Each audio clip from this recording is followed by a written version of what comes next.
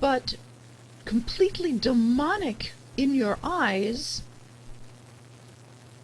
so that you would never trust us, you would never approach us, you would never come to learn from us. That was the only way that they could keep this lie going. What is the real truth? The real truth is that the Jews are what you think Jesus is. Without, as I said, without the Mithrology. Without the images of Mithra, without the December 25th, without the God Kings. And it's not just one person who is God's chosen child to come into this world to spread the word of God in this world, to be so honored. It is an entire people. And we're not God kings. We're really people. We make mistakes. We put our leg on our pants, put our legs on one pants at a time. You see, we make mistakes. We're just ordinary folks, except a little more so. Because that's the way God works in nature. The name Elohim is equal in gematria, in Hebrew numerical analysis, to the word hateva, which is the word teva, which means nature, with the hey yadiyah, which is the definite article on it, so it becomes the essence of nature, nature in itself. The name Elohim is God manifesting as nature itself. So, of course, we're natural beings. We're not given supernatural powers. We're people, like you. And it's your job to be able to, when you look at us, to see God dressing up as a human being, and in the reflection of the light of that understanding, to see yourselves that way. That's exactly what the Romans never wanted you to be able to do, because then they couldn't subject you. We have no desire to subject you. Our kingdom is a little bit bigger than that. Just a little.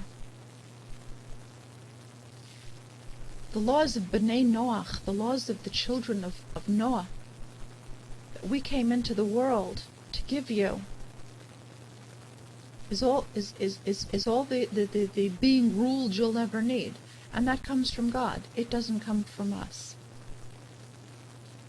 But they wanted you to believe that Jesus was God, and that the Jews are nothing but demons and terrible people and liars and thieves, and to make matters worse, we were politically manipulated such that we were put in the position, like we are in Israel, of really doing things that we wouldn't naturally do, we wouldn't want to do.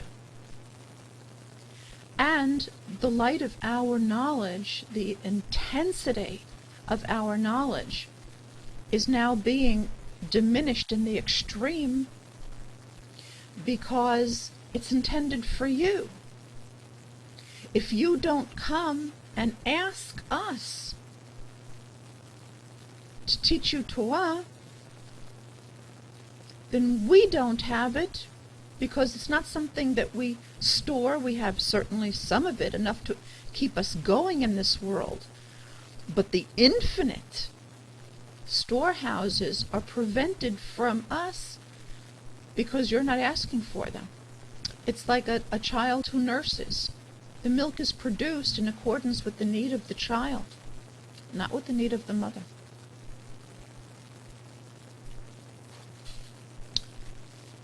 The people who are ruling Europe today see themselves as the direct continuation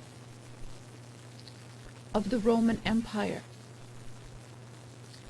They see themselves, some of them are, some of them might be, some of them aren't, but they see themselves as the descendants of the Roman Empire, of the Roman emperors.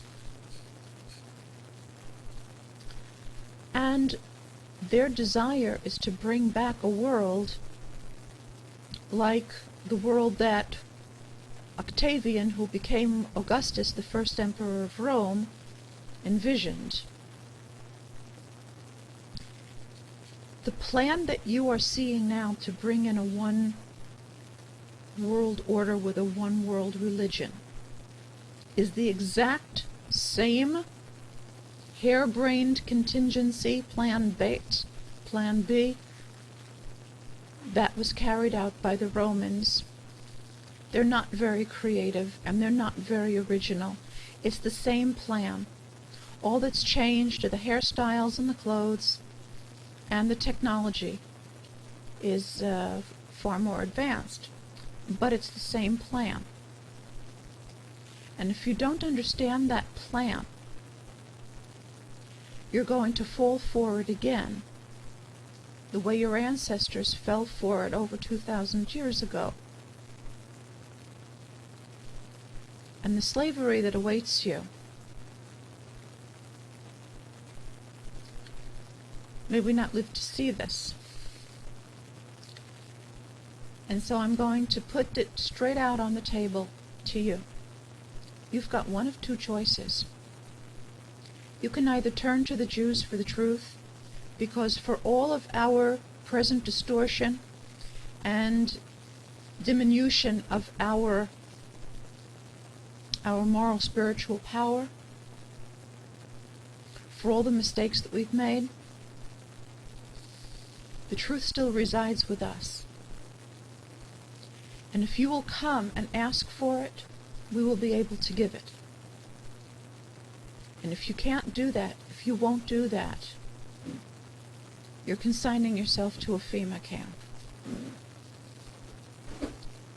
In my heart of hearts, I know that there are some of you who are so filled with hatred that you'd prefer to walk into a FEMA camp than admit